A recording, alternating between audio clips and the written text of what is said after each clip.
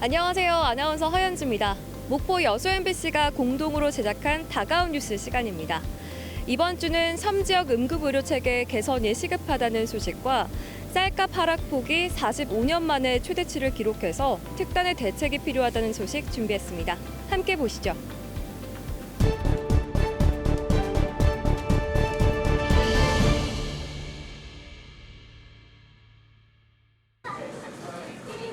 가격표만 붙어 있다면 다 오르고 있습니다. 6월 기준 돼지고기는 18%, 수입 쇠고기 27%, 경유 50%, 전기요금 11%, 보험료 14%가 올랐습니다. 다 오르는데 유독 가격이 떨어지는 품목이 있습니다. 쌀입니다. 지난 5일 기준 쌀 가격은 20kg 기준 44,000원 선, 55,900원가량이었던 지난해 6월 이후 20%가 떨어졌습니다. 햅쌀이 나와 공급량이 급증하는 수확기보다 오히려 가격이 더 떨어지는 폭이 쌀값을 집계한 최근 45년 동안 최대 규모입니다. 벼값 빼고는 모든 비료값, 기름값, 농기계값, 인건비 모두 상승했으나 쌀값만 지금 하락하고 있습니다. 당장 다음 달 조생종을 시작으로 올해 농사 가을 거지가 이루어질 텐데 쌀값 하락세를 막을 방법은 마땅치 않습니다. 농민들은 정부의 근본적인 대책 마련을 촉구하고 있습니다. 식량 자급률을 뒷받침하는 주 식량인 쌀은 6개월치 비상식량으로 180만 톤을 정부가 항상 비축해야 하고 비상식량 매입 의무도 법에 담으라고 요구합니다. 국가 비상식량 매입 의무를 양곡 관리법에 명시하라. 명시하라, 명시하라, 명시하라. 의무 수입된 쌀은 정부가 양과 가격을 통제하면서 국내산 쌀 생산량과 가격은 철저하게 시장에 맡기는 이중적인 태도도 농민들의 반발을 사고 있습니다. 농도인 전라남도가 농민과 농업기관과 함께 당장 쌀값을 점검할 공동기구를 만들고 상황 관리에 나서야 한다는 요구도 나옵니다. 전남도가 건의하는 데 멈추지 말고 적극적인 행정을 통해서 특히나 농협 생산자단체, 농민단체들하고 공동으로 머리를 맞대서 대응을 해야 될 상황입니다. 국회 상임위원회 구성이 지연되면서 쌀 가격 문제를 놓고 정부에 큰 소리 칠 수 있는 주체가 없는 것도 농민들을 답답하게 하고 있습니다. MBC 뉴스 양혜승입니다. 전국적으로 응급의료 전용 헬기는 지난 2011년부터 인천과 전남을 시작으로 현재 7대가 운용되고 있고 올 하반기 제주에 8번째 닥터 헬기가 도입됩니다. 전남에서는 서부권을 중심으로 신안의 전용 계류장과 목포의 지정 병원을 두고 최근 5년 동안에만 1,352차례 운항했지만 지리적인 여건상 동부권은 42차례, 3%에 불과합니다. 도내에서는 세 번째로 섬임하는 여수의 경우 도서지역 응급의료체계 개선 요구가 잇따를 수밖에 없는 이유입니다. 최근 민주당 전남도당 당정협의회에서도 이 같은 동부권 도서지역 응급의료체계 개선을 위해 닥터 헬기 도입이 또다시 강조됐습니다.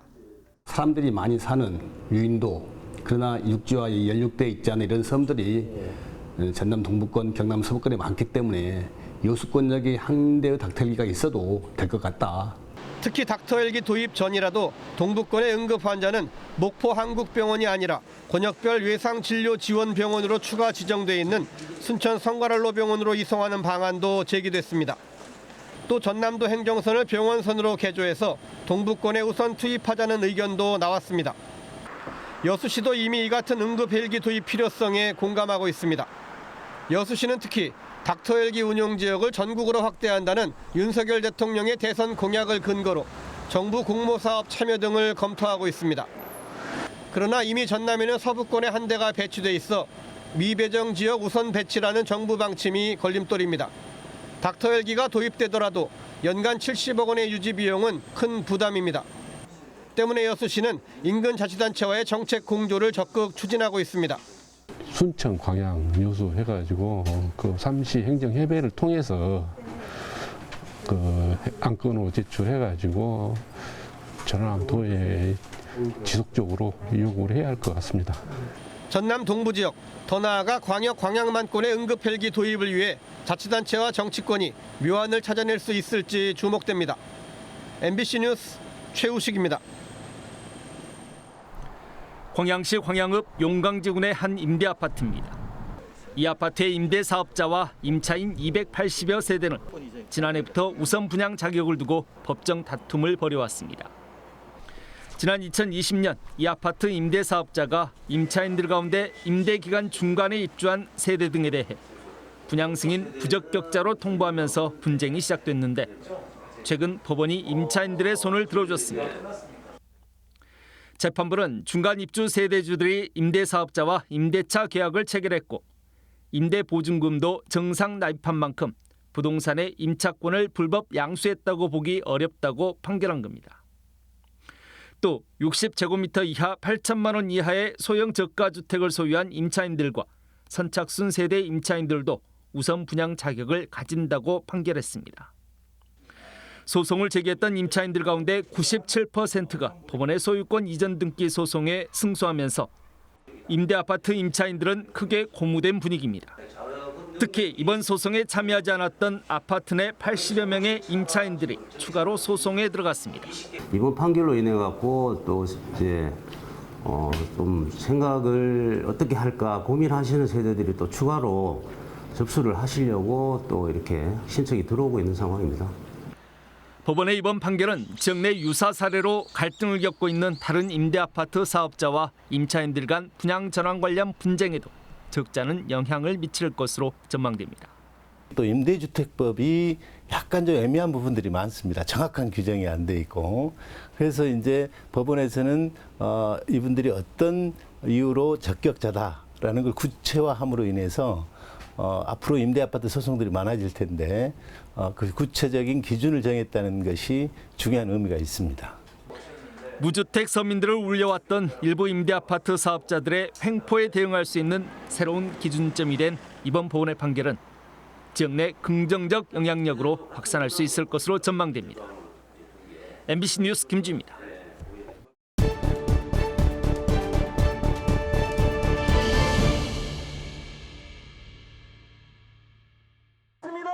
현대제철 불법 파견에 대한 1심 재판에서 법원이 노동자들의 손을 들어줬습니다.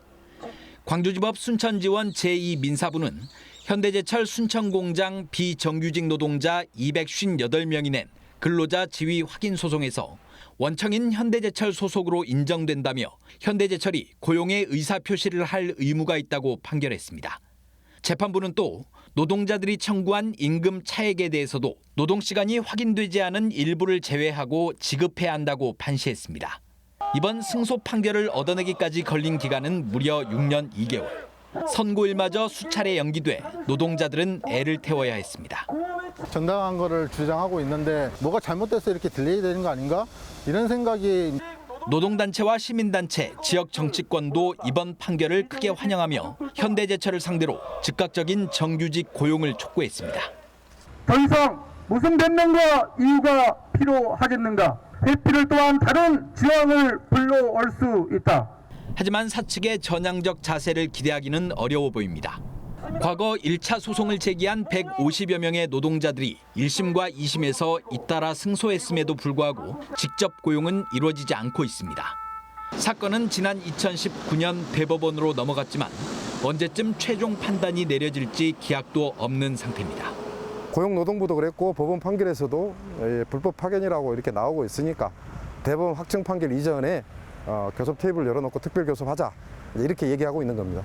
한편 이번 판결에 대해 현대제철은 재판부의 판단을 존중한다면서도 법리적으로 다툼의 여지가 있다며 항소하겠다는 뜻을 밝혔습니다. MBC 뉴스 문형철입니다. 낚시객들이 배에서 여유롭게 낚시를 즐기고 있습니다. 해경 경비정이 낚시 어선에 서서히 접근합니다. 음주운항 여부를 확인하기 위해서입니다. 저희가 신호가 끝날 때까지 후 불어주십시오. 시작.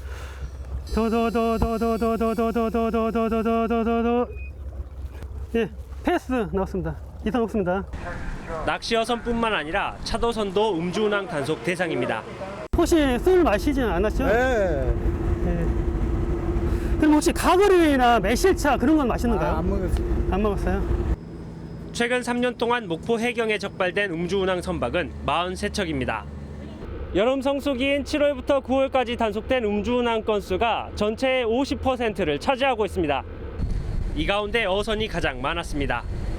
음주운항 사고도 5건 발생했습니다.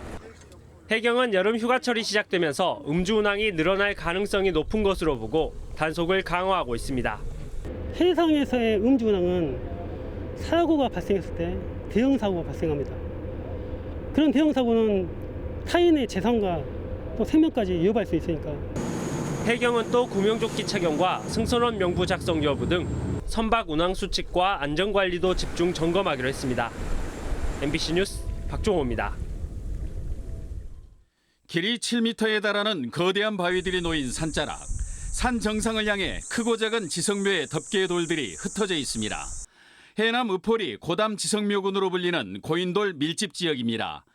한국문화유산협회의 지원으로 학술 발굴 조사를 시작한 지 한 달 만에 250기에 달하는 지성묘와 5곳의 채석장이 발굴됐습니다. 그 정상부에서 채석을 하고 그 능을 따라서 계속해서 남쪽으로 이렇게 배치를 하고 있습니다. 그래서 남북 방향의 열상으로 지금 현재 고인돌군이 계속 배치가 되어 있거든요. 유네스코 세계유산으로 지정된 화순, 고창, 강화 고인돌 유적과 맞먹는 규모입니다. 고인돌 구조는 지석을 이용해 상석을 받친 기반식과 위석식으로 기원전 2세기부터 조성된 것으로 추정됩니다. 고인돌 유적에서는 경질, 무문토기 등이 출토돼 한반도에서 가장 늦은 기원 2세기까지 고인돌이 축조됐을 것이라는 분석도 나왔습니다. 정확히 저희가 확인을 한 이후에 그 다른 지역과 연계하여서 이렇게 확대 지정을 하는 그런 방식을 좀 취하려고 하고 있습니다. 학계에서는 채석장 규모와 밀집도 등으로 볼 때 매장지라기보다는 고인돌을 가공하던 곳일 가능성을 높게 보고 있습니다. 해남군 현산면 의포리 고담 지성묘군 발굴 조사는 오는 11월 말까지 계속될 예정입니다. 현재까지의 발굴 조사에서 유물은 단 한 점이 발굴된 가운데 향후 조사 결과에 관심이 집중되고 있습니다. 고인돌 일부는 초기 단계의 석실묘 양식으로 고대 마한 사회의 묘지와 연결할 수 있는 유적으로 평가돼 유적의 향후 처리 문제가 시급한 과제로 떠오르고 있습니다. MBC 뉴스 신광하입니다.